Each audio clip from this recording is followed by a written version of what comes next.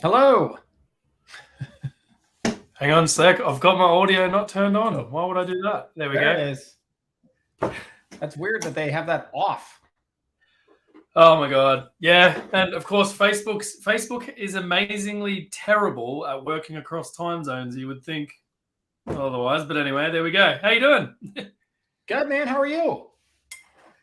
I'm good. I'm suffering massively from FOMO after seeing so As much. you should, sir. As you blow should. up. Yeah. Yes. So you back? Yeah, no, it was awesome. It was a blast. It didn't seem like you had much rest. You just went straight into more coming at you. Oh God, pretty no. much straight away. Yeah. That is the one downside I would say, which is I was just absolutely suffering from lack of sleep, and I don't do well without sleep. So people just ask me questions, and I just sort of stare at them, and they're like, "Hello, hello." I'm like, "Nope, sorry. The lights are on, but nobody's home." Nice. I'll probably we'll just give it like a couple of minutes once everybody's in. I can see some familiar faces finally this time, rather than I don't see anything. So as long as you see something. Hang on, let me I'll give you the control room. Share a handout. I don't know what That's such a weird button. Yeah, so there's like a button. It's like share slides, share whiteboard, share handout, share offer, and it's got like a hand with $1 on it. It's like, is that like, are you sharing money or like, are you like? So it's such a weird button. Good feature. Webinars coming. I guess, yeah. It'd be like, I'm trying to think. It'd be like, yeah. No, like what's another one? Like, give a virtual cup of coffee. I'm just emailing you because obviously this is, we would sort of like want you to be able to. Last time you were able to see the chat. I'm hoping that's going to be the same. Control room. Well, I mean, there we go. Don't underestimate the poor ability of the operator. Oh wait, you know what? There's like a little. Oh, he's gone. Hey Brandon, hey Craig, hey Megan, there we go. Hey Marcus, hey Jason, Nathan, Darren, how you doing? Have we got audio for Shaun back? Yep, I'm here. I thought maybe my ad blocker was doing it, so I just like undid the ad blocker. But what can you do? All right. So anyway, perfect. Let's rock and roll. Here we go. We're back. So I think you may have already done this type of interview with maybe, I think it was, is the name Michelle? So I suppose I wanted to try to maybe like just touch on things that maybe you haven't already spoke about in the community. Yeah, mix it up, man. That's what I like. Everybody else was like, hey, why don't you go through the blog? And I was like, okay. Yeah. Maybe you got something different. I like it. Well, try to. I'm relying on my little subset of my little community to ask really good questions. I'm looking at you guys. Good. Brandon, just know I can't see the chat, so if I don't see it, you know why. But that's okay. Yeah, I should be able to see the chat. You'd think so. I organized it and stuff like that. So, anyway, so I guess so. How was it? Like, for you as CEO and one of the co-founders, I mean, it seemed like it was like a whirlwind, amazing, man, but right? in a good way, right? Like, Right. really being able to see the community come together in an event that was large enough to bring in some big heavy hitters that I think could really drop some good knowledge, but at the same time small enough that people could like meet people, right, and talk to them and stuff like that. So it was the event I hoped for. Really, it was less about high level and more about our community, and that's truly what I was hoping for. I mean, we kind of got in and did our little piece, and then boom, we're out. We got to recognize some really fantastic award-winning folks that had grown huge SaaS businesses, been huge contributors to our affiliate program, things like that, which I thought was awesome. Handed our first awards, which is super cool. But by and large, it was just a celebration of the community, connecting people together. We had dancing robots. That was my favorite part by far and away. A bunch of people came up to this. This is my favorite part. A bunch of people came up to me and said, hey, I used to live in a van down by the river, and now I have a $10 million business thanks to HighLevel. No, it wasn't quite that extreme, but I did have somebody come up and say that they'd grown to a $10 million business. They weren't a speaker. They were no one I had recognized.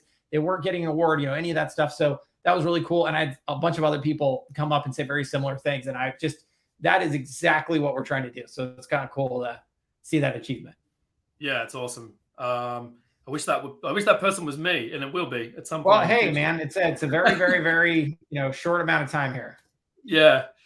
So I mean, and the other thing is, like, I suppose that I seem to get, like, because I was following along on Facebook a little bit, and I think the other thing that I took away from, what's great about the way that you've always been was, very accessible to the community, very transparent. It's like you're not, someone who's kind of sitting behind a brand and not, giving, directing people to I hate those people. Your assistant or whatever, right? Like, you know what I mean? Like, right. Those people suck. I don't want to be one of those people. That sounds lame. But it was great to because you're sort of like I suppose one of the most popular faces with the content that you produce or whatever. But it was good to see your other co-founders up on stage with you, and I think that there was a lot of comments and a lot of the posts that I was seeing, like, it was so good to see those other two guys up there and enjoying that and all that type of stuff. So, and I remember I watched the replay, and I probably got about 75% of the way through, but like you were like 2 seconds a slide or something like that. So that's why I'm glad that we're doing this. Okay, so what's funny about this is I always get told I go too fast. So then in the practice run, I was just doing my thing, and I was trying to be like a little more in depth. And my co-founders were like, "You're gonna have to speed this up. You're not gonna make the numbers." And I was like, "Really?" And so I should have known. My co-founders are smarter than me when it comes to everything else, but that one thing I know better than they do. So then, sure enough, I had 19 minutes or something, and then and then naturally I just dropped into a Q&A, and then Paulson on my team, who's kind of running back up stage, he was mad as a hornet at me because he's like, "No, you idiot. We have an official Q&A coming up in an hour, so you can't blow all the questions, And so he sort of like tried to kick me off stage and things. And so that was fun, though. I enjoyed it, and I had a good time. And but yeah, I agree. I mean, my two co-founders are phenomenal. I had a guy earlier today ask me, what are the top 3 things that you did right to start your business or something? And I said the number one thing is find great co-founders, because they have really, I wouldn't be here without them. To this day, Varun runs the entire engineering team. Robin jumped on a plane. He's out in Miami today at another event. Just really hardworking, solid co-founder. So definitely the key to my success. I was talking to Frank Kern earlier, and he said, "Hey," he asked me a question about memberships, and I said, "I don't really know." And he's like, "Are you the tech guy?" And I said, "No, actually, I was the worst of the 2 engineers. So I'm just the guy in the video now." Yeah. Just reading the release notes now. Yeah. That's all they'll really let me do. Yeah. I love it. So, and I saw I think it was your presentation, or maybe it was not. No, but there was photos of the team. I think you've got a big team in India. Oh, yeah. And there was, what is the staff numbers now? It's huge, right? It's like, we're over 100, but we want to be that's like a function of how difficult it is to hire. We actually we have 2 new full-time recruiters just for the dev team starting this week. One started, I think, yesterday or the day before, and the other starts tomorrow. and we really want 170 there. I mean, ultimately there is, almost no feature I could imagine not having in the app within our box. So that's sort of the way I always sort of think about it, like within, call it marketing or CRM or something in that area. But yeah, so that actually was fun. That was from the first trip we've ever done where all the engineers got to meet together, and it was actually in Bali. And what was really cool about it is, as a person in the US, whenever you say like I'm going to Bali, people think like that's like a far off exotic land, and it probably is because it takes a long time to get there. But if you're in India, that's like a short hop. So we only went there, really, it was very inexpensive because the poor people there had gotten just beat to death by COVID. And so we felt good about kind of bringing some money, but also all the engineers had never met each other. And so it was the first time they'd ever all gotten together in one spot. And I thought it was a really fun event. Yeah. Opposite problem for me. It's like a very short flight for me as well down here. Yeah. In the Southern Exactly. Hemisphere. So you get it. Yeah. If you go to Bali, someone's like, oh, that's cool, dude. You're like, it's basically all Australians roaming around Bali. Yeah. Right. Yeah. It's true. Right. It's true. Yeah. Right. Yeah. I guess if you said it going to Hawaii, right, people would be like, would that be amazing? I don't know. Is that a big deal? I don't think so. Maybe not. Kind of. The Caribbean. If you went to the Caribbean, someone would be like, wow, that's quite a ways. Yeah, there you go. That's what people in the US would say. Like, oh, wow, Bali's amazing. So anyway, but yeah, it was only like that for us. But you get it. No big deal. Yeah. So engineering, obviously it makes sense. Like there's tons of engineering. You've got the challenge, it's growing, it's kind of taken care of. What I was interested in was like what is the direction? There was commentary around, and I think it was maybe Robin talking about how you want customer success to be. Like you don't want it to be submitting a ticket, 5, back and forth, this, that, and the other, right?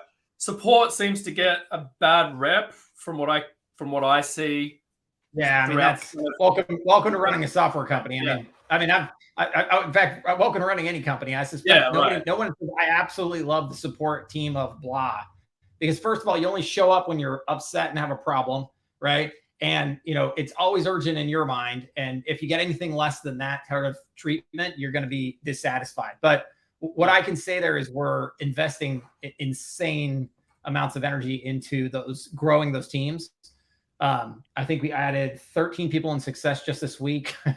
And I think we're going to add at least that many in support this week, and probably continually for the foreseeable future. In fact, more in support probably than in success, because success is really just designed to get you going and really work to sort of intro you to the app and all of that. But support is more of the long term. One interesting development there is, though, as a lot of our customers continue to become very advanced, it's hard to teach a support person how to do advanced marketing anything. I mean, I don't even know how to do advanced marketing anything, right? And so sometimes they'll get on with support, and the support person will be as lovely as can be and be very prompt, but then they'll say, well, how do you do a funnel that disappears and reappears and jumps upside down and magically pulls money out of people's wallets? And I've seen it on a webinar somewhere. They're like, I don't know. And they're like, what do you mean you don't know? That kind of thing. But it's cool. We have level 2 now and level 3. So we're really working through a lot of those challenges. But to be honest, it's just growing pains. And I think it's just part of how it goes. Yeah. I can only imagine. I mean, I only have, like 20 or so customers on my HighLevel instance, and it is difficult, right? And so having tens of thousands, I can see that could be an enormous challenge. Hey, it's funny. I forgot you're from Australia, right? Yeah. And yes. Okay, so the reason why I don't feel bad that you missed it is because, I'm gonna mess up their name, like White Label something. The White Label guys were there, and they were from your neck of the woods. They're really cool. If you haven't checked them out, you should definitely connect with them, especially since they're, local-ish. I get that we live in a very large country, so don't worry, I didn't miss that fact. But they're in your neck of the woods anyways. Yeah. And they have had some really great success because they started off in SaaS as trying to like go up against like Zoho and stuff. And they had a great story on how they were able to flip the script on that. So they're kind of cool. If you haven't connected with them, you should. I do know those guys. Yeah, Johan and that crew. Yeah, so absolutely. That's cool. Yeah, they were super nice, and they crushed it at the show. Yeah, I think they had a trade. They had like a trade stand as well, right? So yeah, They did. They cleaned up. So that didn't get a lot of visibility. And like, how big was your trade show floor? Not big at all. So, yeah. I think we had 10, 12 maybe at the most, but kind of booths, and they were small. Yeah. But it was a good fit. So like we're going to do this event again. And I don't know that I would try to do it any bigger or better or different. I'm sure there are things we could improve on, but like in general, I love that we could take over the whole hotel. So you walk in and it's like high level land, right? And then there were booths, which I think that you should have them, but there were 10 or 12. So if you really want to cover it, you could, but it wasn't like booth land where you're just like, oh God. And there weren't like 2 mega stages and you had to walk through it all. It just felt like the right size. And so I felt like, again, if you wanted to learn about a vendor, you could, but you didn't feel like you had to swim through it. And it was like, a lot of those larger conventions are just a pain in the butt. Yeah. It's going to be interesting you watching this recording 10 years from now when like your conventions are like ridiculously enormous. I don't know. I'm sure I'll get a lot of pressure on this. But I kind of want to be like, listen, this is going to be small for a reason. Yeah. And if if you want to be there, you better buy tickets quick because it's going fast. Like there's only so many seats, because I guess I refuse to make it bigger if it ruins the whole thing. And again, people would ask me like, well, why should I come? And I'm just like, look, these are the most elite people. And like from the speakers, we went all out to find the absolute best of the best. And I kind of want to do that. Like I want it to be a place where it's like, it's like if you could get like a rock star to play at a tiny club, and it's like, sorry, the club only has 100 seats or whatever. So you better get your tickets, or they're super expensive, or however it's done. But we're not going mega stage here because it's great in this little environment, right? Yeah. Okay, so on speakers then, did you manage to sit in the audience and watch many? Nope. No. But I did get to talk to most of them in the green room. So I was running the whole time. Like that was that was the worst part of it, I'd say, because I got to have really great personal conversations with a couple of them, but I didn't get to hear it. Like I got to see that. I get to sit there and I got to listen for 5 minutes, and they'd be like, oh, we got to do photos. Oh, we got to get ready for this. Oh, we got to, so I got tidbits of it for sure, but I did get to meet a lot of these cool people. So that for me was kind of fun. Yeah. So do you have the sense of, whether or not you've got, your marketing team, whoever was running the event, giving you the information, or you would have a sense of like who the favorites were in terms of the highlights, I suppose, in terms of speakers? I mean, that's probably everyone. Well, I don't know. I mean, it's a good question. I think that we did it. So one thing that's really cool is the people running the show were us. So all of our, we didn't hire an events team. We didn't have an event management company. This was all done by HighLevel internally. So every single person who was on the door, was greeting people, was checking people, they were all HighLevel employees all the way through. So that was really cool. But as far as the speakers, so what I liked about it was, I guarantee you everyone connected with somebody different, right? So, from Billie Jean to Julie Chanel to Frank Kern, like all these people have different, attitudes and personalities and everything. And I'm sure that some people just hated one or the other, but loved somebody else. And I think that's what I liked. That's kind of what we were going for, is like, I was sort of saying, listen, even if you hate HighLevel, show up, because we've got enough caliber speakers coming that you're going to learn from somebody, you're going to love somebody, and it's going to validate the whole reason you came. So I do think that we had kind of that going, and that was my goal. Yeah. Yeah. Okay, cool. Well, I just wanted to talk about stuff that you've shipped already, and then maybe some of the less talked about things, because obviously I want to try to mix up the content as much as possible. Sure. Things that I'm already so one of the things that I was extremely happy about as a user of the system was the agency reporting across all the sub accounts. Oh my god! I mean, how many people? And have you clicked into the clicked in so you can see the second? Yeah. Okay. Cool. Good. Yeah. Some people just saw the first page and like, that's amazing. I'm like, no. Click. You can see more. Yeah. So as a SaaSpreneur, I mean, that's kind of vital information, and you can kind of see where we're headed with it, right? So, the idea there is, hey, listen, you can see all the stats about your about your users. But what we want to do is also then we'll start to allow you to deal with that sort of programmatically a little bit too. Like, hey, warn me if somebody doesn't do X, right? Doesn't create X number of contacts in a week, something like that. So that way you can start to automate a lot of your follow-up just to keep people engaged. So that's definitely where we're headed. And then the big thing, so, I should be careful, but I like to make predictions. So I had a previous SaaS company called Invoice Sherpa, and I just had this terrible problem where people would cancel, and then I would look at their accounts and I'd be like, dude, it's a $19 a month product, and I brought in 50 grand for you last week. Yeah. Like, what is your problem? Are you just a total moron?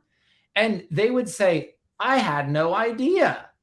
Right. I'd be like, what do you mean you had no idea? And it turns out that was actually the issue. The issue was that I had no visibility in the product to see how much money I was collecting for you. I didn't focus on actually collecting the money. I never focused on really alerting you to that. And I created this thing called a weekly success report. And it was really simple. It would just say, listen, here's all the stuff, all the invoices that were paid after I sent them a reminder. And here's the big fat total, right? And boom, churn just disappeared overnight, just magically gone. So we're going to try to recreate that performance in HighLevel for all of you, because we're going to have an email that can go out on a weekly basis that basically is the same thing.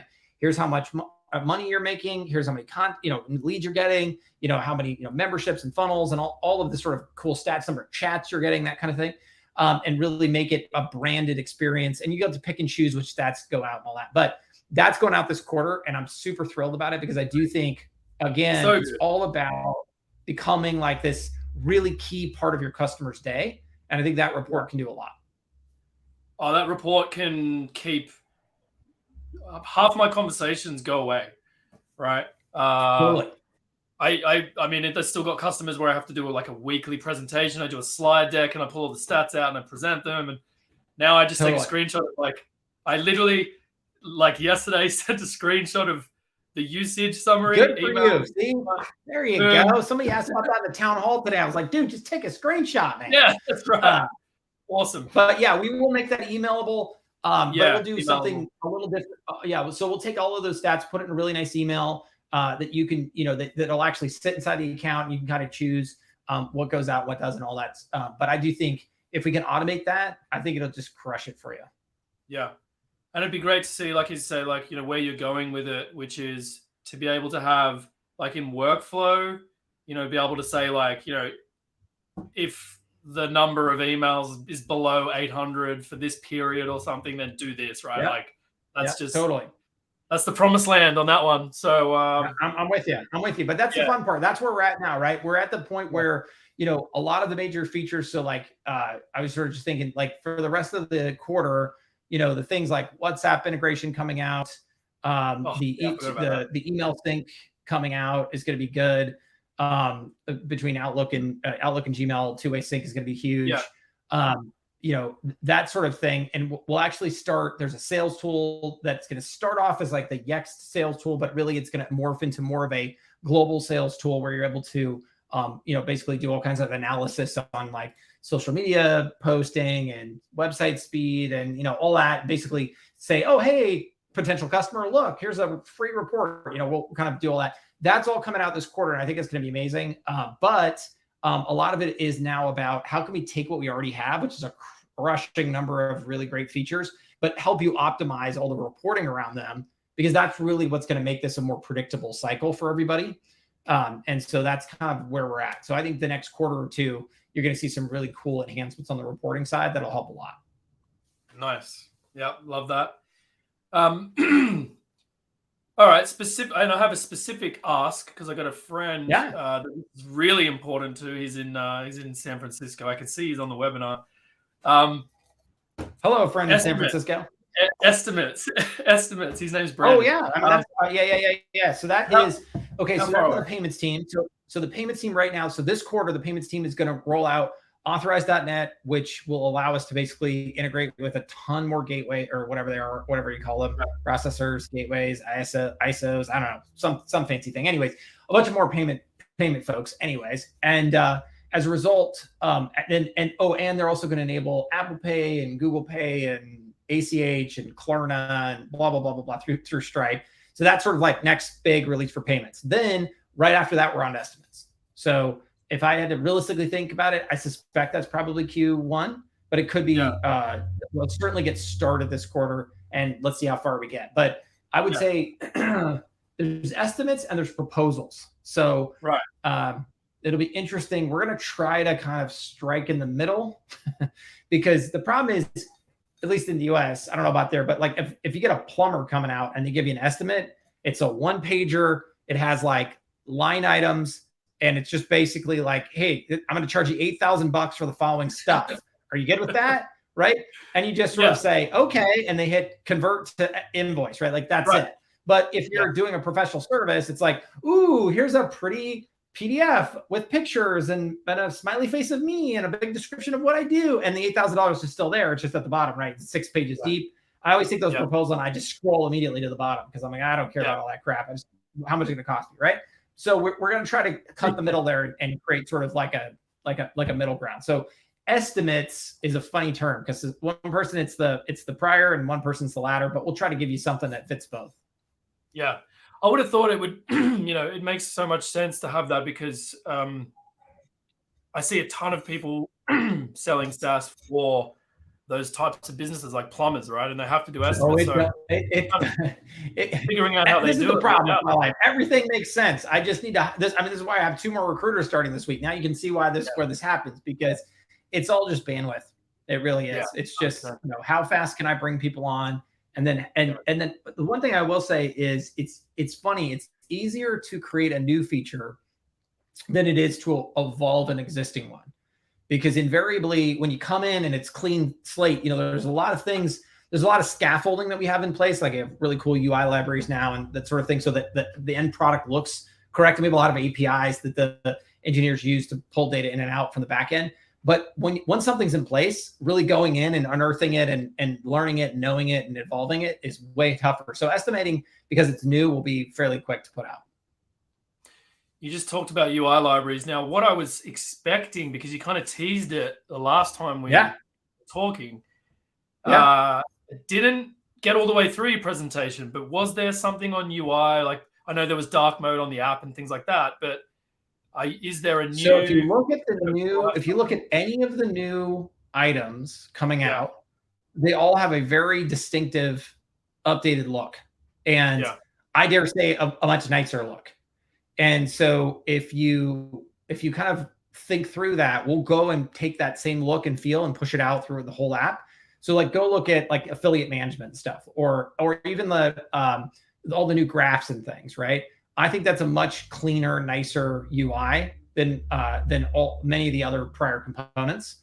And so you'll see us over time start to standardize around that. And the nice thing there is once the entire app is in that component library, we'll be able to update things a lot easier. So if someone says, oh, well, I want to color this or color that, it'll be a lot simpler to make that one update and have it reflect instantly across the whole app. Yeah. Yeah, I was talking to Joel Keddy, who you may or may not be familiar with in the community, but we were sort of like thinking that it would probably end up with something like that, where you could be like, these are the hex values, the major hex values. Well, that's what this opens. Okay, so this is what opens the door for that, right? Yeah, so the library has to be in place everywhere. Otherwise, I know exactly what happens the day I put that out. It's like, hey, it didn't update over here. And people freak out, right? So we're going to make sure that's all good. And then the other thing it also opens the door for is our internationalization. So we'll start that this quarter, actually. So you'll start to see this on the all the widgets. So like the calendar, anything external, like calendar widget or payments, funnels, like anything that you could send out, just being able to actually internationalize those. And then we'll work our way back into the app. And, we'll start with Spanish as kind of our lead off language. But the good news there is the second Spanish goes live, it'll be ready for German and French and all this other stuff. And we'll actually roll it out to the community. We'll say, hey, here's the English strings on the left-hand side. Give us the French ones on the right. And then the software that we use will look at and match up. Okay, here's the most common translation. And then we'll kick it out that way. Awesome. Yeah, I know there's plenty of people that are waiting for that as well. I'm just checking the comments in the Facebook chat. Yeah. Let me know if there's anything exciting there. Yeah. So highlights for your memberships. I mean, what I know there was a ton of stuff. The white label apps You That's can now crazy. give your customers white label apps. Yeah. Like, how is that not amazing, right? I know. So for me, it's like, hello. I'm a course creator, so for me, be able to give content that they can have take with them on a mobile device. Yeah, that's what it is. I mean, I was just gonna say, I was just looking at my phone. I've got there's a course I'm taking, and they have this mobile app for it, and we have that same thing now. And so you can literally, and it's branded for your creator, right? Yeah. It's actually, and so it's not just for the agency, but it's for the agency's clients. And I think that right there is phenomenal. Oh, and I forgot, we have quizzes now too. I haven't even put that out, so you can do quizzes, assessments, offline assessments as well.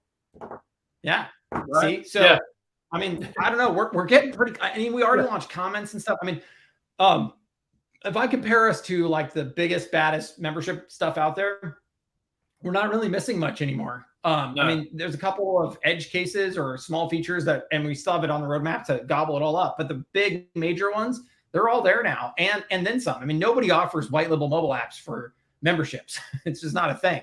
They tell you to go download the membership app for their brand and have your customers log into it, right? Now you don't have to do that. So I think that's pretty huge. Those are big changes on the membership side. Massive. And there's so many industries that will have a huge impact. I'm looking at one guy on Facebook. I know he's in like gyms and things like that. Being able to produce content that consume on the go or whatever is amazing. So that's great for those guys. Well, and you combine it with like the one click upsells and stuff, and also like the locked content. So now I'm in my, I'm on my mobile phone. I'm going through my gym app. I'm doing my crunches at the gym, and now I'm ready for my squats, but the squats thing is locked, right? So I hit the lock and boom, I'm able to upgrade. Yeah. So I think that's going to be massive. Yeah. It's going to be awesome. There seemed to be a bit of a, I wouldn't say a focus, but there was a lot of stuff. I don't want to call it like an e-com release, but like it felt like half of it was an e-com release. Yes. You know what I mean? Well, we're going to move in that direction. So as of so Q1, our big focus will turn to e-com. I mean, not our big focus, but one of our focuses will be e-com. And what will happen there is we've got the shopping cart now, and then we'll move on to having multiple products, inventory, all of that. Because what I realized, sort of originally I sort of thought, well, why would we do that, right? Because isn't Shopify own that, or BigCommerce or something? But really, the brand loyalty isn't there. I think people just, again, I should have followed my own advice here, but it's like they come to you and they just say, I want to sell stuff online. And you're like, great, I can do that. And they're like, sweet. No one ever says, wait, but I need to have you use Magento. Magento, is that still a thing? Anyways, but or BigCommerce or Shopify, whatever. They just say, I need to sell stuff online, right? And if you can solve it for them, there you go. Yeah. Right. So that's what we'll have out in Q1. But for now, we at least have shopping cart mode on a single funnel. You can do quantities and that kind of thing, just to make it easier. Well, there's a phrase in like venture capital. They say 1% of Salesforce is a unicorn, right? And so it's just the way of like, that's funny. And any percentage of an existing whatever is, and if they're big enough, then 1% of Shopify is probably a unicorn, right? So totally. So cart mode is live, right? And it's live right now. Yeah, you can jump in there. The other thing I noticed that I don't think is shipped, but it's probably around the corner, was multiple brands for SaaS. Oh yeah. Yep. That's this quarter. Anything that would not, because again, I'm just trying to remember the slides, but if you could refresh my memory with the SaaS configurator enhancements, there's multiple brands. What else? So unlimited plans. We'll be bringing out per user pricing, per contact pricing, and multiple brands. So all 4 of those. And then so you will be able to do, it's the domain and everything, right? So where they're going to log in, the domain is going to be that's on the multiple brand side, absolutely. So you can run it. Think about it like this: like you bought multiple HighLevel accounts and stuck them all together. So you can have LawyerSoft and PlumberSoft and whatever soft, and you can have all those brands all under one HighLevel account, so you can represent all of them individually. Because obviously, and then of course, you combine that with the unlimited plans, and then it's like for LawyerSoft, they have the following 3 plans with different snapshots, and PlumberSoft, 3 plans, different snapshots, right? So you can really mix and match that way. And then for people who have one brand, obviously you can still do unlimited plans because people still have kind of different, they want to be able to push stuff out under like a global brand, but still different snapshots depending on niche. So now we'll be able to support all those use cases. I'm just trying to think of the logistics as well. Like, so setting up kind of like global templates around notifications and things at the agency level, can do that and different sub accounts are getting things, but my mind's blowing with like, there's like a ton of work if you're going to do. Yeah. Oh yeah. I mean, I would never have done this myself had we not gotten the votes on the ideas list. I mean, at the end of the day, we always do what customers ask us to do. And, I personally think it's way too complex, but I get that there are people who would disagree with me, and some of those people are totally nutso wrong, but that's fine. And then the other people are going to just prove me wrong. And they're going to come up to me and they're going to say, I've got 8 brands and 100 million in revenue and I'm crushing it. So, we don't want to hold people back. And I do think people like to also try new things. And I get that. I mean, when we started HighLevel, I think we spun up a legal brand and a medical brand. So I totally get it. I totally understand the urge. So we're going to support it. And like I said, it'll be out at the end of this quarter. Nice. All right. I'm just going to look to Facebook and the chat. And there's Joel. Encourage everyone. This is supposed to be ask him anything. So make sure you're actually typing questions in here because he loves taking the questions from the audience, don't you, Shaun? All right. You have arrived. Two of my favorite people. There we go. No more questions at the moment, but perfect. Well, that's fine. That's good. I've been answering questions all week, but I mean, again, we're going to continue to pile on the features, so that's not really going to change. Yeah. And I think we'll continue to hire to support it, both on the engineering side and on the support side. And again, just the amount of success we're seeing. I mean, in all different camps, countries, quadrants, you name it. I mean, it's pretty phenomenal. And I just like that we're enabling people to do really cool stuff. Like, I think somebody told me at the event, the NFL is using us, which I didn't know. I know that, somebody else, the wildest niches that I hear about, I remember like some guy said he was an AstroTurf or something, just the craziest things, but it's cool because these are things we would have never thought of. And that's what I love about it. Yeah. Well, that's the thing. I remember the slides. I can't remember who it was, Robin or Varun. Maybe it was Robin. There was like billions of conversations that have been put through. Oh yeah, that was Varun for sure. Yeah. Right. I was like, wow, like some of those statistics. I mean, this is pretty early days, but to see like, there's billions of conversations that are happening. That's awesome. So speaking of conversations, so when is WhatsApp coming? Is that this quarter? Okay, so it's this quarter. So the fun story there is, well, not so fun for us, but we had it 100% ready to go through Twilio because there's like this form and I'd fill it out every like 2 days and Mark Zuckerberg would never get back to me. And then we had to go through Twilio and then we had it all ready to go. But they had this terrible onboarding flow, which wasn't their fault, but just, it was really bad. And then they charged extra fees on top of all this stuff. And then right at the last minute, Facebook comes along. Sure enough, they released the WhatsApp API. So we're like, okay, dump all that code, start over. Yeah. And this was last quarter. And so, so they're coding. And so they started coding it up. They're very close now to being done. But the big trick we found out was that Meta has to actually flip a switch and turn it on for you. You can't just go. And so lucky for us, we have a great connection now there. And actually one of them showed up at our event, which was cool. Nice. And so we should be able to get that turned on in short order. So I'm gonna give you I'm gonna sort of say end of November-ish, but we're real close. I feel like Twilio really missed the boat on that one. Then it kind of feels like that they should have been. Well, but yes and no, right? Because if you're them, like long term, you can kind of see how Facebook's going to take that channel back. Right. And Twilio, I think early on, Facebook I think WhatsApp used to be an independent entity, right? And I think they had an API and they had partners and all this other stuff. And then Facebook bought them and then shut the door, I think, on all the API additions. So they had the old folks and they had the new folks, and I think they were trying to figure all that out. And I think they just realized, like, once they have the Messenger API out, that's working great. They added the Instagram DMs, and that was working well. And so they're like, why don't we just tack WhatsApp right onto this? And that's exactly what they did. But it took them a long time to do it. But finally, it's out. So we're racing to get on that as soon as we can.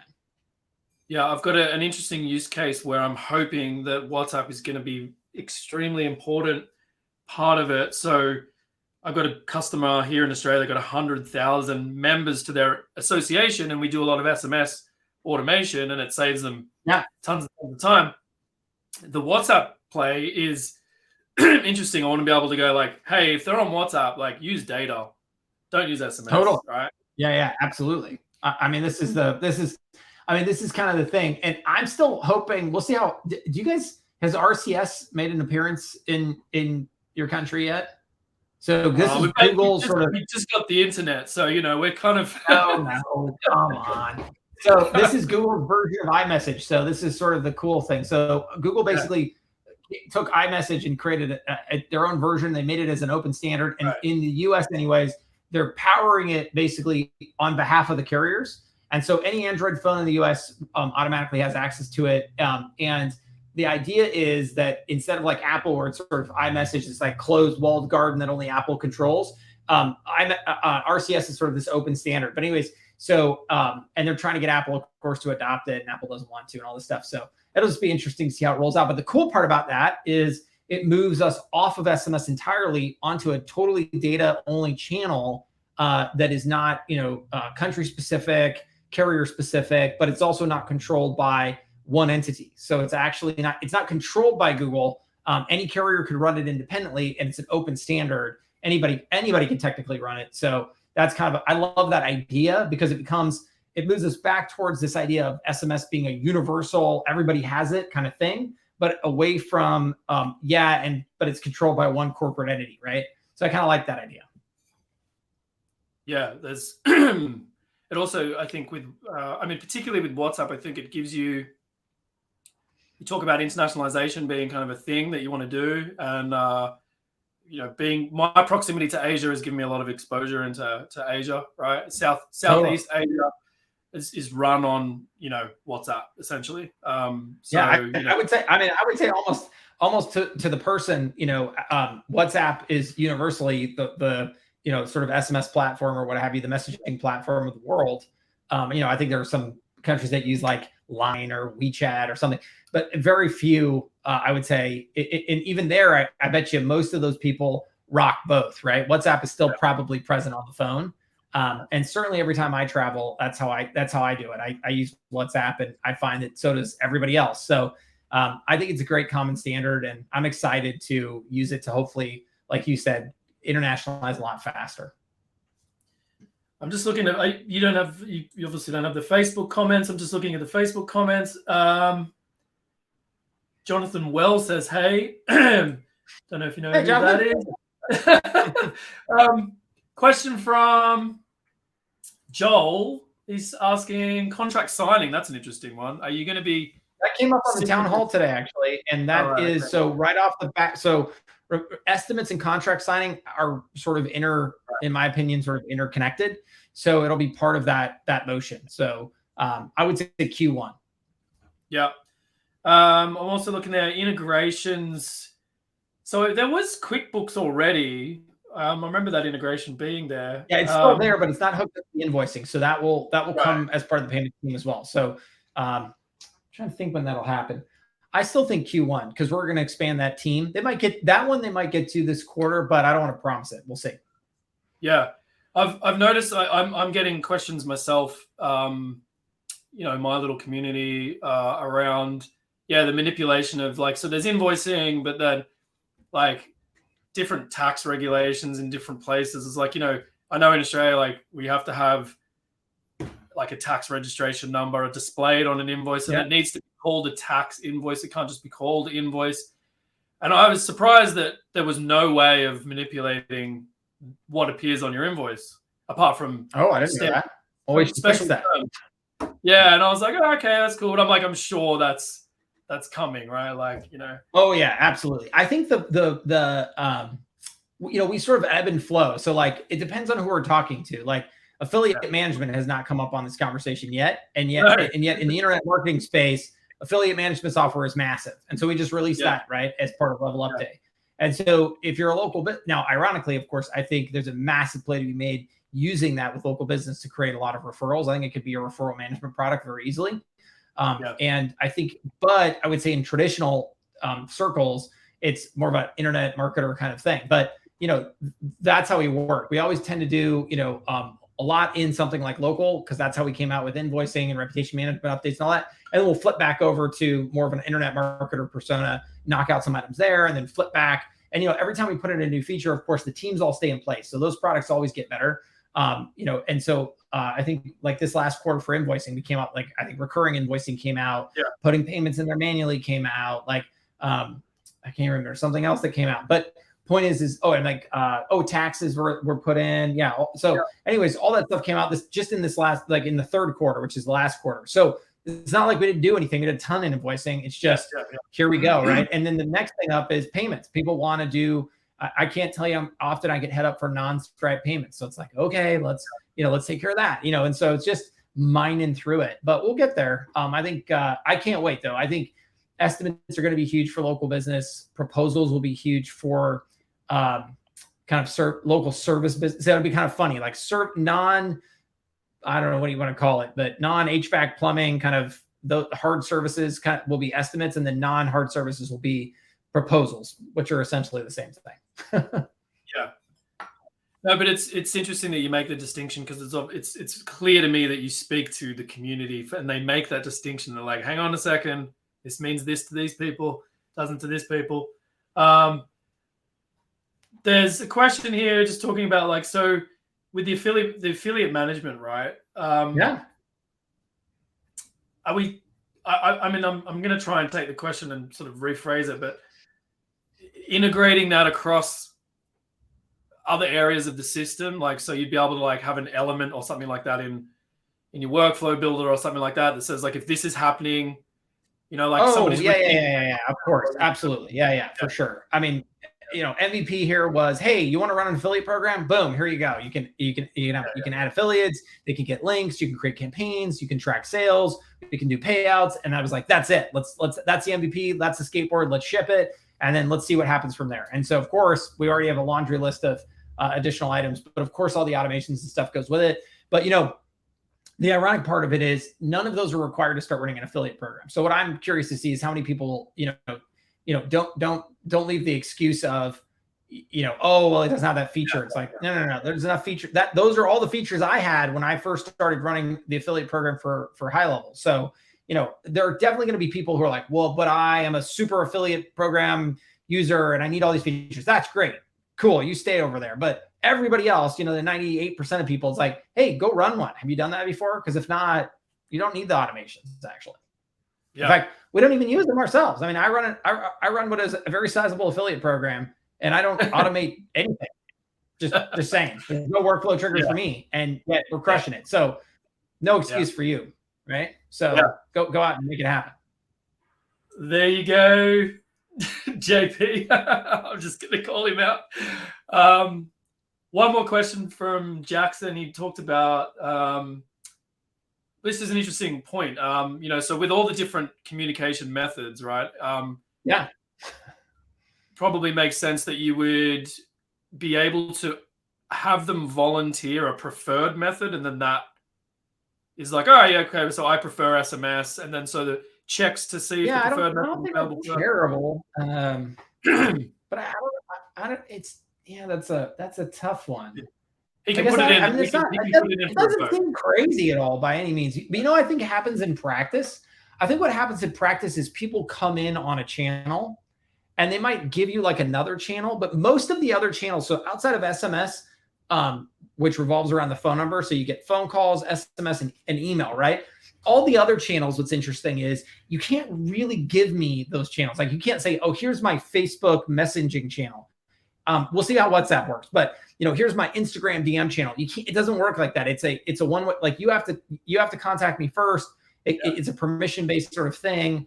You can't do it with Google. I'm trying to think. Yeah, you really can't do it. So I think in real life, what ends up happening is if you come in through Facebook, maybe I pick up all those other channels later. And I find what people often do is they'll pull them off those channels, because the other thing to think about is they're very restrictive. So like Facebook's got like the 24-hour rule, the 7-day rule, and all that. So if you're a marketer, you're sort of thinking like, okay, I'm going to get you in on Facebook and then get you the heck off as soon as possible and get you on a SMS or email, where I'm sort of like, if I forget about you for 2 years, I still could text you later on, kind of thing. But I don't think it's a crazy idea at all. I do think that will become more and more of an issue, especially let's say we do WhatsApp. It's like all of a sudden, let's say WhatsApp is just phone number based. If I can text you or WhatsApp you, we definitely want to know, right? And I bet WhatsApp will be your preferred method. Yeah. Okay. Yeah. No, I think it's a good question. Good idea for sure, though. Absolutely. So, all right. So back to the summit. I mean, so as an affiliate, and I'm not sort of like a big or any but there's definitely some goals there. I mean, I know it's like you had God, what's his name? The young kid who was the TikTok guy. Yeah, absolutely. He's amazing. So was it great to meet all those guys? I mean, I watched him kind of from his first, I mean, I think what's cool about it also is the diversity. Like each person down the line doing things totally differently, right? And some people have been doing it for 40 years or something, and some people have been doing it for like 4 months, and just to see the difference. But also to see that it's not like a winner take all strategy, right? It's these are very early days. So to see somebody who, in fact, even while we were at the event, we had a new person pop up. I think it was on TikTok. Never had been doing like Minecraft walkthroughs, and all of a sudden switched to HighLevel and blew the doors off of it, and was really amazing to watch. So there's a lot of opportunity there, and I think just doing it the way you want to do it and what you're comfortable with is all that really matters. And there's a lot of success for everybody. Is there any changes coming to any of the structure there, like in terms of commission amounts? And okay, yeah, we like it, and the people who we send checks to, they like it too. So I don't anticipate. Yeah, I mean, I guess the problem I have with everything, right, is people are always like changing stuff on you. They change like the deal, right? And I guess. And okay, so to be fair, like I suppose if I woke up tomorrow, and I guess this wouldn't happen now, but had I woken up a long time ago tomorrow and I had seen that like I had done something really foolish, and we weren't making any money, then I guess I would have done that. But I tried to think ahead on the deal. I really did. And honestly, it's, I mean, I guess I think the thing I think about the most is sort of the mission, the $10 billion mission. So it's like, how do we create a $10 billion company? By having $1 billion in revenue for ourselves and $9 billion in revenue for our customers. And I think that's truly the mission we're on. And I feel like we can do this in a way where we're profitable, our customers are profitable, and their customers are profitable. Really, that sort of three, like win-win-win or whatever they call it. I think that's a totally legit thing to do, because I've seen it now many, many, many times. So none of that makes me feel like I should change anything. And I guess that maybe that's boring, but I don't know. I don't want to be like, it only goes for a year, or it's only after the first $500, or I don't know, some crap like that. Because that's just, I mean, how many people go out and do amazing things on our behalf? It's phenomenal. And I just, how in the world can you not be thankful to those people for doing those things, right? And if you were to change the structure under which, I just think that's going back on a promise. And I think in that situation, it's a pretty big promise, because I know that we are 100% of the income for some people in our affiliate program. And I take that super seriously. I don't want to take food off somebody's plate or table because I thought that I should get an extra buck or something. It just, I don't know. Don't like it. Not my deal. I love hearing that. Yeah, I got my first check from you guys last month, which was really cool. Woo! And nice. So, yeah, it was awesome. I mean, it was a great feeling, because I haven't even really tried to do too much of it or anything like that, and then to see those guys up on stage who are really like, I mean, they're doing like, decent revenue, right? Like, it's a business, more than right? decent. Yeah, I'll tell you. I mean, the vast majority of people I know in my own personal circles don't make the kind of money these people do.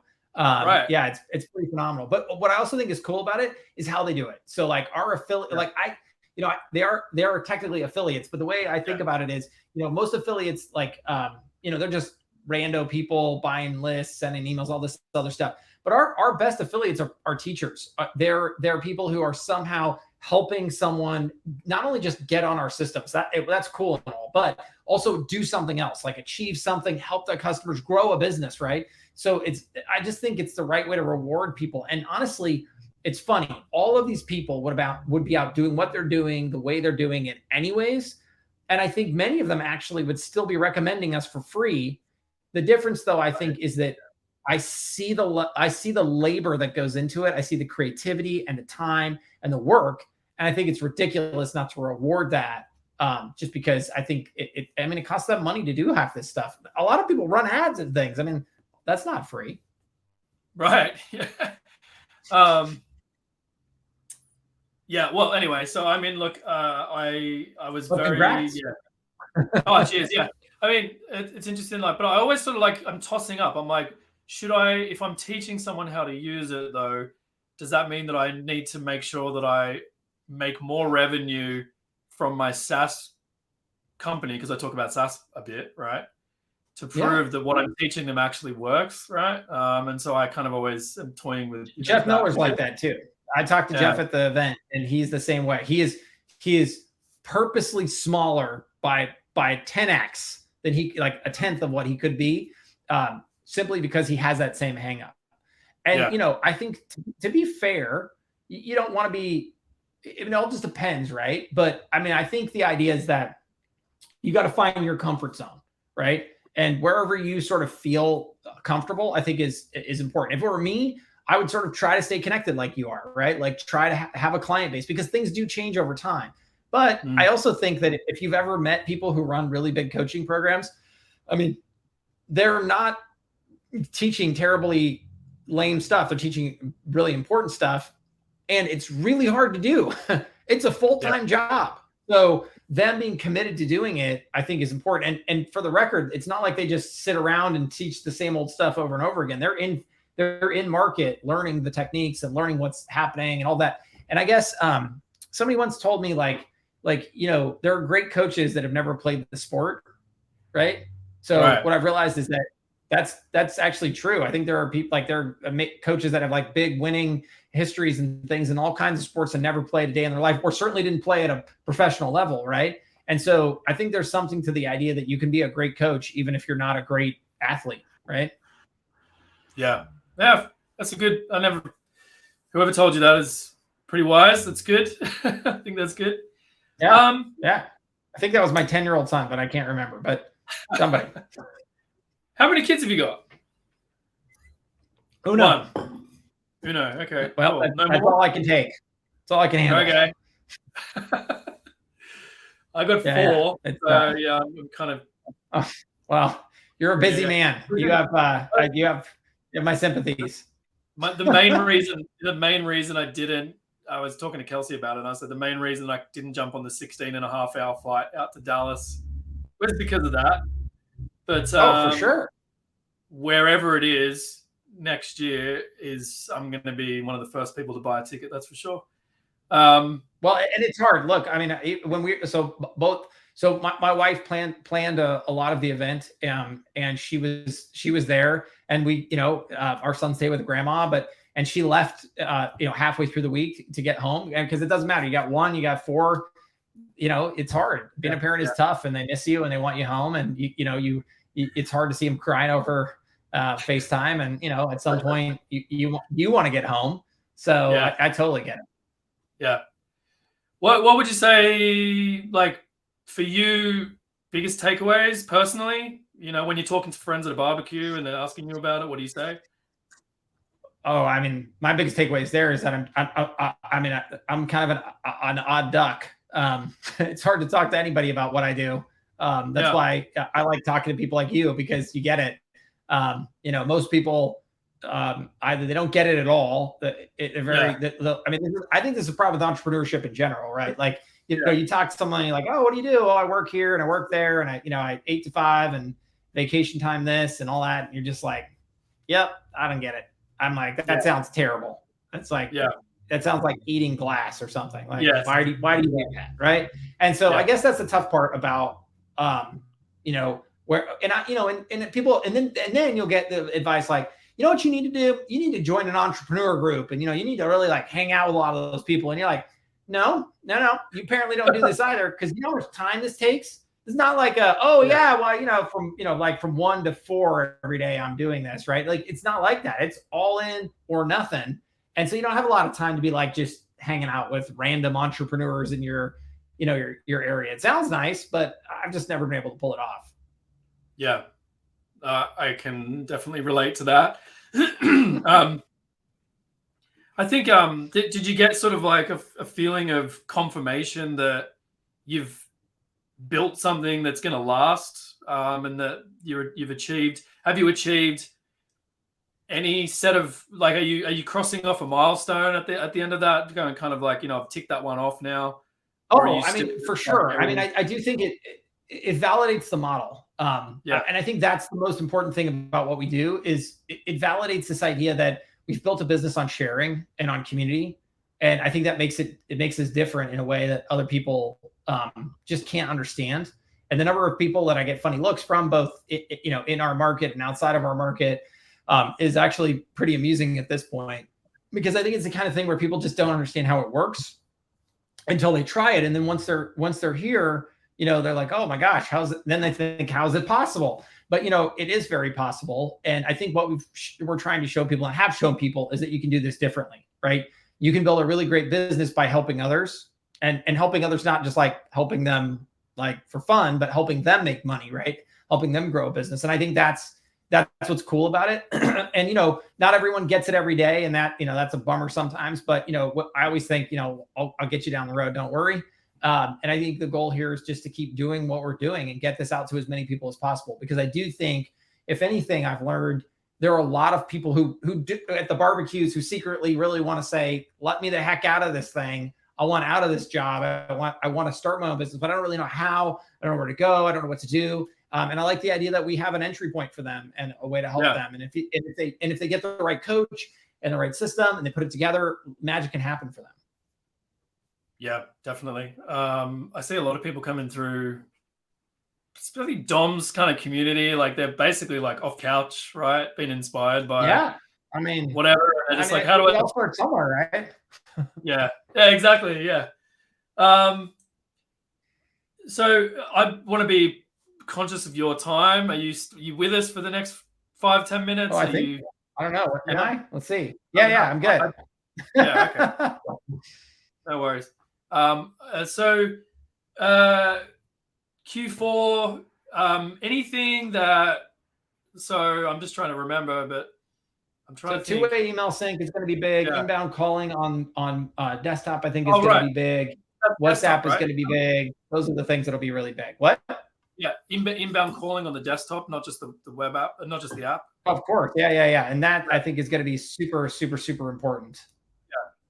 One thing I was talking to Joel about last time, because we did like a little speculation video, like what we're doing right now.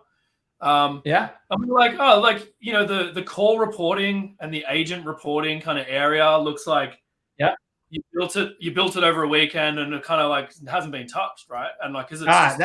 So we're cracking into that, because I have a guy on my team is named Austin, and he actually now kind of runs our onboarding and sales teams, and he has this really great background in this. So he is actually helping us basically tune that up with a lot of sort of good experience in other systems. And so you'll see a lot of that as we start to use it more. I think you'll see us do a better job there. I think we built it originally off the back of some customer feedback, and then we're like, okay, now what? And everyone's like, I don't know, okay. And not a lot of good ideas in the ideas list for this. What do we do? I don't know. We'll just leave it alone for now. And I think now, we're finally at the point where we have. It's not that we don't have some people in our community, but then it's like, well, it's like trying to find that right person. So anyways, I think we're in a good spot. And I think that you will see a lot of this really kick off here soon. Yeah. That it's sort of for me personally, very relevant in what the way I sell high level predominantly has always been to like sales development teams, right? So Yep. they're literally putting like their SDRs. A lot of people don't know what they are, but that's like the top of funnel guys for anyone that sort Yep. of, they do a lot of cold That's what calling, we're whatever. doing too. Yeah, and so to have like the leaderboard and stuff, right, where there's the competitiveness, because to really survive in those jobs, you need to have energy and culture and competitiveness and gamification and stuff like that, right? So, Yep. I'm hoping that those are some of the things on the horizon. That's exactly what it is. Yeah. Yeah. So for us, it's our SDRs are going to be all about trial to paid is really our motion that we care about. So it's, hey, you're an SDR, you're assigned this person, you got to get them across the line, right? So we have all of those same requirements and needs, and so we've got to basically, I would say what you'll see is a lot of the hires that come in this quarter will kind of go towards that in Q1. Yeah, cool. That's cool. Are they going to be in the US? Probably India. Nope. In India. Okay. Yeah. No. On the dev side. Sorry. Yeah, so all the SDRs will probably be, well, there'll be a mix actually, because it depends, right? So if we have an SDR in the, for your time zone, they probably won't be here, right? Yeah. But yeah, so in fact, I think we just hired 13 or something this week. So those people are coming in already, and they'll probably be either in Dallas or Tampa. So what we try to do now is we're still a remote only company, but we try to hire regionally, because what we find is people be like, hey, I'd like to meet my supervisor. And when we're like, sorry, that'll never happen, they sort of get kind of depressed about that. So we're like, oh, actually, just kidding. You can drive, whatever, into downtown Tampa to WeWork, and you guys can meet up. And people like that a little better. So we try to hire regionally like that. But as far as the dev hires that come in this quarter, they will support that effort in Q1 to help build out the reporting a lot better. Yeah. Sideways. I'm just going to go a little bit sideways, question-wise, but I didn't. So there was a bunch of numbers that came up on some of the presentations or whatever. But you guys got a valuation privately? No. Yeah. We already had. When we raised. What was the valuation? We had a $250 million, but we're bigger than that now. I was going to say that was a year ago. Yeah, seems very small. Yeah, that was a year ago. So that was last November. So we're at least double that now. So, but it all just, but the only problem with valuations is they're only as good as when the check is written. So so we do what's called a 409A, which because we have shares outstanding to our employees. So we do a 409A once, I think it's once a year, once every 6 months or something. So just so that we can tell our employees, theoretically speaking, if the stars aligned, this is what your shares are worth. Yeah. Oh, is that my internet? That's not good.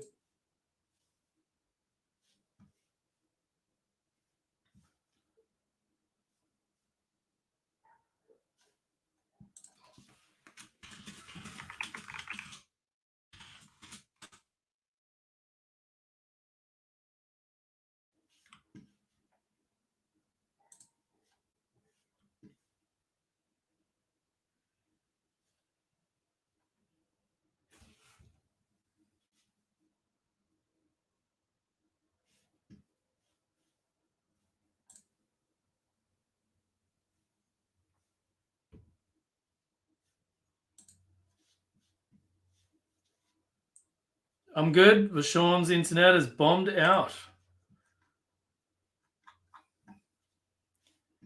We'll see if he comes back. Here he is. He's back. Way. He's back. I refreshed. My internet didn't go anywhere. My internet was 140 megs a second. All right. Anyway, what the heck was the question? I forgot. Oh, you were telling us about you. That's right. There we go. Perfect.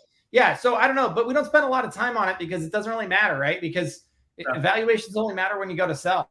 There's not like a valuation store, and and all that. I mean, and honestly, the way that process works is way more complex than everybody wants. Like, the problem is, as consumers of that process, it results in like a news article, right? So and so raises such and such. But even the funny part about that also, is sometimes you get like at X valuation.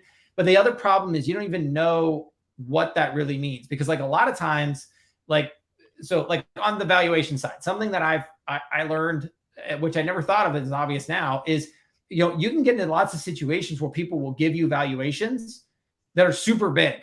But what they'll do, right, is like, let's say they give you a $1 billion valuation at, but they're only going to give you $10 million. Well, first of all, that sucks for you, because that means that anyone who gives you $1 more than the 10 million has to value you greater than the billion. That is a very big hill to climb. And the people who give money, they have all kinds of tricks. Like, they have downside protection. So basically, let's say I give you your 10 mil, I write into the contract, listen, if the company's ever liquidated, sold, or any money changes hands, I get the first 10 million. So basically, that means your $1 billion company that I just valued you at, guess what? I don't lose a dime unless the value of the company sells for less than 10 million, right? Yeah. Crazy stuff like that. So you always got to be, you always got to be wary of all that stuff. But what I will tell you is, if you really honestly go through this process, it's crazy. You hire an investment bank, they bring in hundreds of people that look at your financials. You go through like 3 rounds of reviews with all of them. And it's like dating. It's like speed dating or something. It's like, they're trying to see if they like you, to see if like they're, and then on top of it all, you know, most of the time there's no such thing. Like, people like talk about exits. You know, the vast majority of people with money don't really want to buy your business. They want you to stay there and run it for them. And then they want to benefit on the back end. Right. Yeah. So there's very few true acquisitions. It's just because most of the time, the only time an acquisition happens is if you sell out to a strategic, like, let's say like Adobe bought us or something. They would be prepared to well, first they'd lock me down for a year, but then they would prepare to kick me to the curb and have some, you know, Harvard graduate or MIT graduate or something come, you know, show me how dumb I am by running the company for me. And, you know, until that happens, none of that matters. So anyways, all of that to say, it's not nearly as cut and dry as it may appear from the outside. And it's also, quite frankly, not something that's interesting to us, because we don't need any money and we're doing great and we're helping lots of people. So there you go. There's my long-winded answer on that. I love it. You're like me. Yeah, there's never a 2-word answer. But no, so acquisition wise, would it make sense for HighLevel to acquire anyone in the near future? Right? Do you guys think about that? No, you don't do that. Well, we did recently off of one. There was like one potential. We talked to them and they weren't interested in selling, so we just sort of replicated the feature set. So you know, we'll. So I guess okay. So here's how I think about it. In our box, as I like to describe it, in the area that I would say we sort of are going to create software. I don't know why, because the problem I have is code is not like, it's not generic. You know, so, you know, are they writing in the same language that we're writing in? You know, are they doing that or doing this? There are some edge cases where it might make sense for it'd have to be like a secondary reason. It'd almost be like, oh, well, we can buy this software company that has a certification that we need.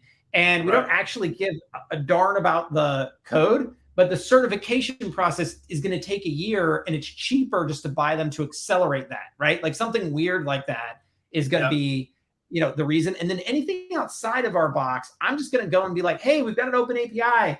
Come integrate. Let us promote you. Let us put you on a spotlight session for free so that, you know, people can hear about you and know what you're doing, right? So I think that's kind of the way we think about it. It's like, either you're in the box, in which case, you know, just listen. If we don't have it today, we're going to have that out. So, you know, we're not going to de-promote you or anything. It's just realize that we may have a competitive version of that. And if you're outside the box, come on down as well, because we don't think we're going to do everything, right? You're doing a good job of doing everything right now, though. Yeah, I was. There's a ton we don't do, and that's the point, right? I mean, that's actually very, very, very niche specific items. That's actually what we like. If anything, I just want to be a platform people can build on. Like, If you're in the automotive space, you come in, you build the automotive stuff, but all the stuff below, the second you cross the generic line, we're the platform.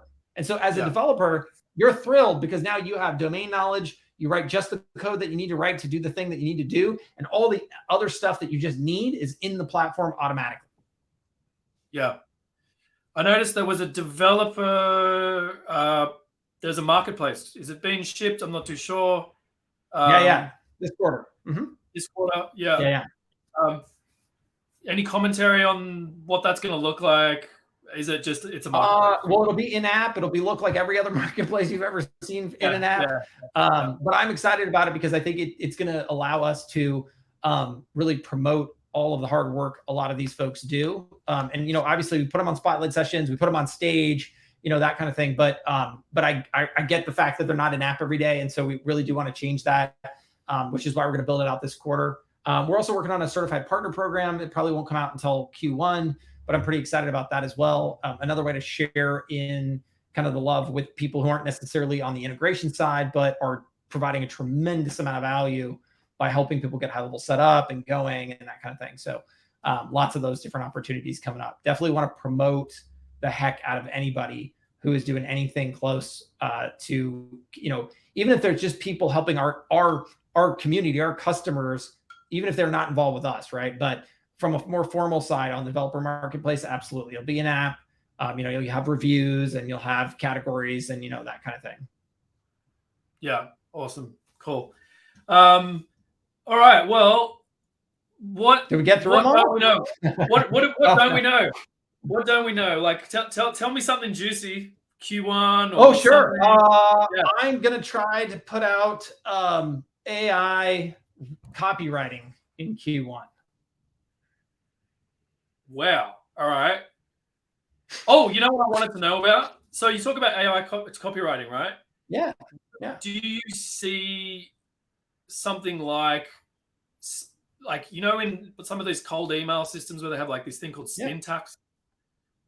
So not. Well, so we're gonna have okay. So A/B testing an email goes out this quarter. So this moves us ever so slightly that way.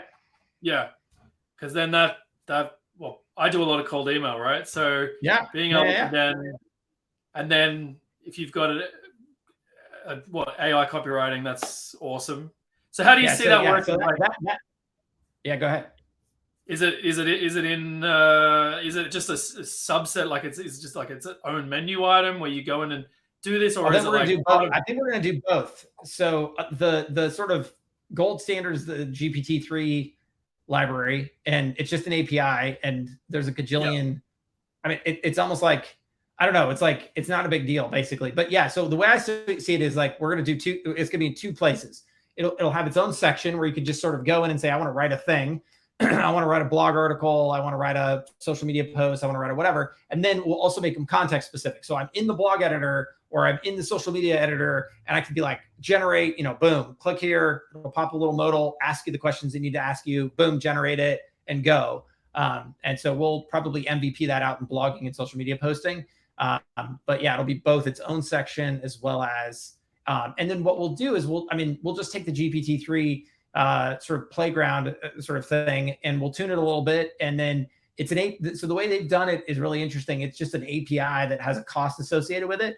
And then we'll probably mark it up a couple pennies to cover the dev costs on it. And then what we'll do is then we'll allow you as an agency to mark it up as well to actually make money off of it. So I think it'll be a really cool and fun way to bring that technology out there. And, you know, we've already seen a lot of our customers already use it.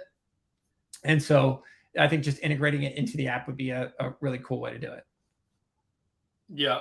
Awesome. I mean, I'm going to come.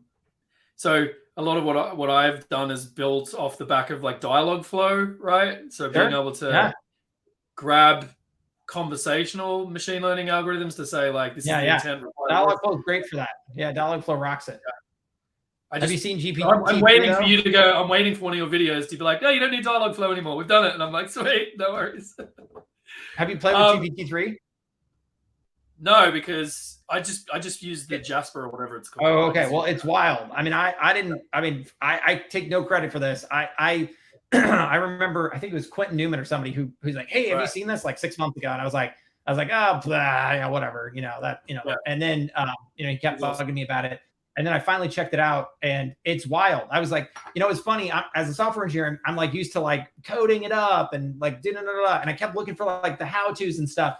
And then I watched a YouTube video, and then some guy's like, write me a blog article about plumbing and specials that are available in the fall. And you just hit the button and it comes out. And I'm like, holy cow, that's amazing. And Quentin's like, yeah, dude, I told you that like 9 months ago, but whatever, So anyways, but it's cool because it is that easy. I think that's super cool. And again, as people who have to write a lot of blog content or social media content or that kind of thing. And then I don't know how exactly the text thing's easy. I'd figure that out. I haven't figured this out yet, but the image thing also is next, right? So have you seen the AI generated images? They're pretty legit. Crazy. A lot of people like do this sci-fi thing, but like I've seen someone who like the guy, it was like generate a pug who is napping after feasting on Halloween candy or something, and it looked normal. And I was like, okay, if they can look normal, that's great. So I think we'll move on to images as well in short order. Nice. All right, last question. You mentioned about LinkedIn integration. Now, LinkedIn's funny, right? And I have a LinkedIn company like that. We do stuff specifically for LinkedIn. No, they're not funny at all. There's nothing laughable about it. I'll tell you. No, they are so close. APIs.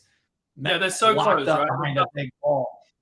So what are you doing? What does integration mean, right? Is it social posting? You've already got that, right? So what is integration? Yeah, so we'll crack into ads next. So it's funny, okay? So all of these companies on the internet that we all work with, they're generally ads driven. And they all have like a secret little like monitor that just looks for people who are driving a lot of ad revenue through the API. And as soon as you tick over a certain amount, they're more than happy to talk to you. So we learned this with Google first. We just learned this with Meta recently. And now I'm hoping we'll learn it from LinkedIn, because really we want to get to the connections API. We want to get to the messages API. But they're not going to let us in, I imagine, until we are somehow pumping in a bunch of ad stuff. But that's okay. We'll integrate with the ads so that we can do what we did with TikTok and Facebook, because we just released TikTok ads. I don't know if you saw, or TikTok lead ad integration. I don't know if you saw that, but we'll do the same thing with LinkedIn. And then I think hopefully it'll lead us down that road of the messaging API. So I think that's probably where we'll go. And then I do have some ideas on going into the ad space a little bit in Q1, being able to do more like pushing ads into like Facebook and TikTok and LinkedIn. So I do think it could become bidirectional as well. Yeah. The reason I ask you the acquisition question, because the one, like I know you probably can never confirm or deny any of it, but the thing that I saw with Apex, the guy, I can't remember his name, the guy that created that was so, I was like, oh, that makes so much sense. Like, it's just, like you just never have to leave. And I was like, this should just be native functionality for HighLevel, right? You know what? I love Apex actually. So, but okay, so check this out. This is kind of interesting. So we just came out with a template library, and I was like, and I was talking to Jeff Miller, and he, do you know who he is? I don't know, but he has a Facebook group. But anyways, super cool dude. And I was like, Jeff, this whole AI texting thing, what do you think about that? And he's like, oh yeah, I think it's really cool. And I said, I don't get it though. We have this template library, and I just assumed that I would want to stuff this thing full of templates and everyone would just love them and pick them. Wouldn't you just want these pre-done templates? And he said, there's a great case study on Betty Crocker. And, Betty Crocker, you go into the store and they're still the same thing, right? You buy the cake mix, you add the egg, and now you've made brownies, right? And he said there was a great case study where they tried to then just come out with brownies, and the whole thing just bombed. And they looked at it, and it's because everyone wants to say they cooked it, right? Right. Yeah, so people want to they want to take credit for cooking their brownies or whatever it is, and making the cake, right? Like, you didn't make a cake, fool. You just put a darn egg in the thing and put it in the oven. But people love the idea that they were able to somehow. So I love this AI texting thing because his thought pattern around it is very similar. Is that like people love the idea of like, oh, I wrote that blog. Yeah, right. That you hit the generate, you described it, you hit the go button and you tweak 2 words. But whatever, you wrote it. And so I think, but I don't think he's wrong. I think human beings are like that. So anyways, we'll see how that all mops up. But one way or another, I do think it leads in that direction at some level. Cool. Awesome. All right, Shaun. Well, I really appreciate you. All right, my friend. I love it. Thanks Thanks for having me. I'm sorry my internet cut out, but I'm glad we were able to jump back on. I'm surprised it wasn't mine. But anyway. Well, I will see you next time I see you. And thanks again. And I'll be there next year. Yeah, man. Sure. And thanks everybody who joined us today. I hope we didn't bore you to death, especially me.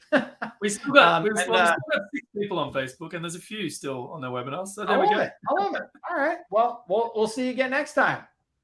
Thanks, Shaun. Bye. Bye.